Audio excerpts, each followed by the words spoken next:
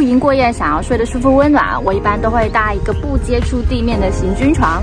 但是呢，组装行军床是我的梦魇，要手脚并用，耗费巨大力气。一直在想，桌椅都有一体这样折叠的设计，行军床不行吗？想着想着，这不就盼来了吗？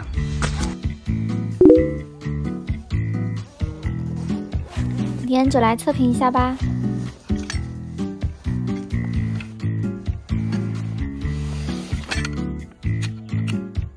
有4根支脚和支撑杆，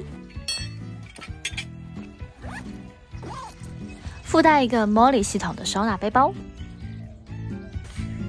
床面折叠式的状态可以直接展开。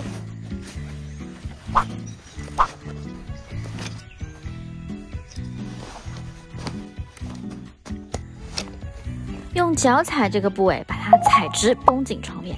可以找一个支撑点，用力踩下去，再架上中部支撑杆，套上4根支脚就完成了。几乎都是半连接的结构方式，组装还是蛮简单的。另外，加厚床部的背面有11条加强织带，依照人体工学分布，哪边承受比较重就加强哪边。哇，我好喜欢这个侧边可以收纳置物的功能。哈哈，我已经放满了。床头我放了刀，防身用的。这里可以放一个水瓶，还挂了一个小球灯，上面是一整条的任意带，可以挂很多你的小配件。这里还有个隐藏的大口袋，可以放手机、财物等等都可以放进去。置物袋都很大，像我的卫衣可以卷进去，我们里面还放了锅子、炉子、我的化妆包、我的灯包，床尾也放了纸巾等等等等。它的床面是宽80公分哦，相当于家里的单人床宽度，翻身不怕掉下床。总长有2.1米，高个子也很舒适。嘿嘿，我来做一个羽绒枕头。哦，对了，你不粘起来，它也是一个大的收纳袋。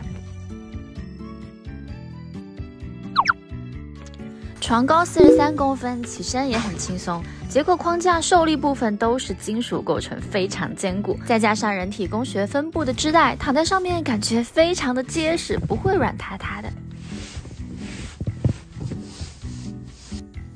很像一款让你就像在家里一样舒适的露营床，宽大舒适，一觉睡到天亮。